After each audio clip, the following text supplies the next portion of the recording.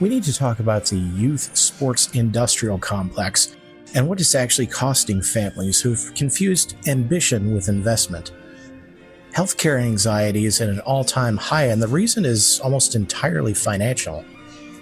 And a new category of apps designed to allow you to slow down your text messages, which raises a question about why we need the app in the first place.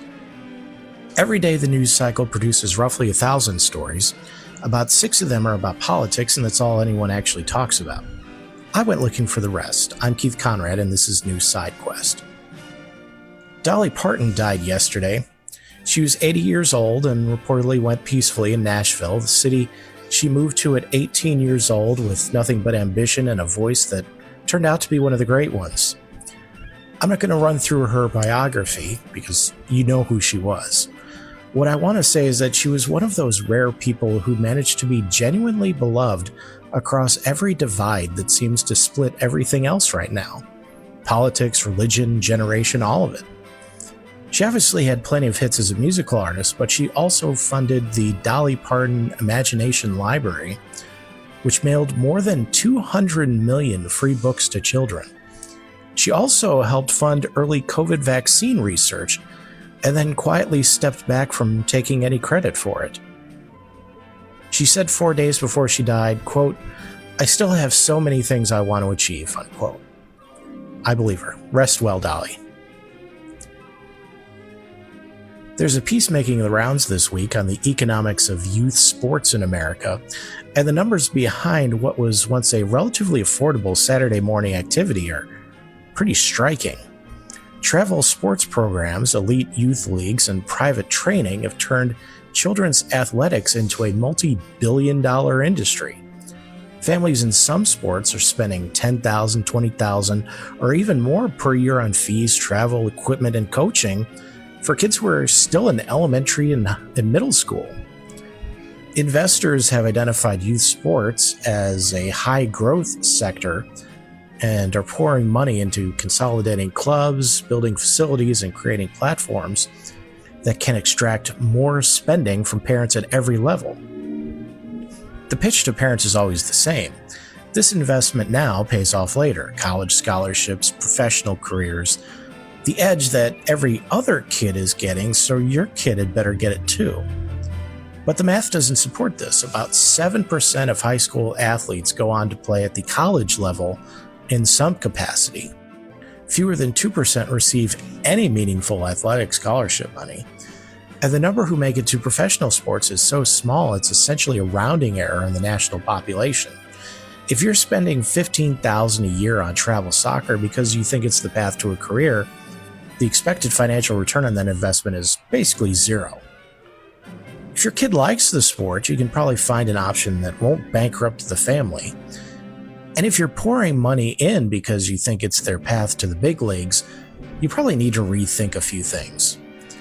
The people making money on sports are the people running the leagues, building the facilities, organizing the travel, not the families and not the athletes. Of course, none of this makes competitive youth sports wrong. Kids who love a sport and want to pursue it seriously deserve the opportunity to do that. What's worth examining is whether the prices become decoupled from the actual value, and whether parents are spending money to chase an outcome that the data consistently says isn't going to come. So did you play competitive sports growing up, and what did it actually give you? Not the outcome you were hoping for, the thing you actually got. $15,000 a year is a lot for a life lesson. You can dodge a wrench, you can dodge a ball. What? A new study finds that healthcare-related anxiety is rising, and the overwhelming driver isn't fear of illness or distrust of doctors, it's money. Most people aren't anxious about getting sick, they're anxious about what getting sick will cost them. The bill that arrives after an emergency room visit, and the gap between what insurance covers and what you actually owe. The medication you start price shopping because the copay went up, the procedure you put off because you're not sure you can absorb the out-of-pocket cost. We actually covered this thread in pieces throughout the year, the job lock story, where 23 million people stay in jobs they want to leave specifically to keep their health insurance.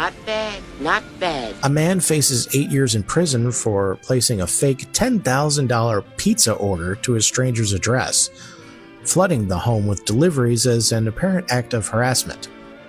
Maybe instead of prison time, he should be required to eat nothing but pizza for the rest of his natural life. Yeah, we're gonna make a run to McDee's. You want a quarter pounder or something? Oh, no way! Hey, wait, you guys can't go now. It's the best part. I called the pizza dude. All right. That's it for new side quests. 3 questions out there today. What competitive sports actually gave you growing up? Whether a healthcare cost has ever changed an actual medical decision you made, and the most effective thing you've actually done to control your relationship with your phone. Email me at newsidequest@gmail.com or slide into the Substack comments. See you tomorrow.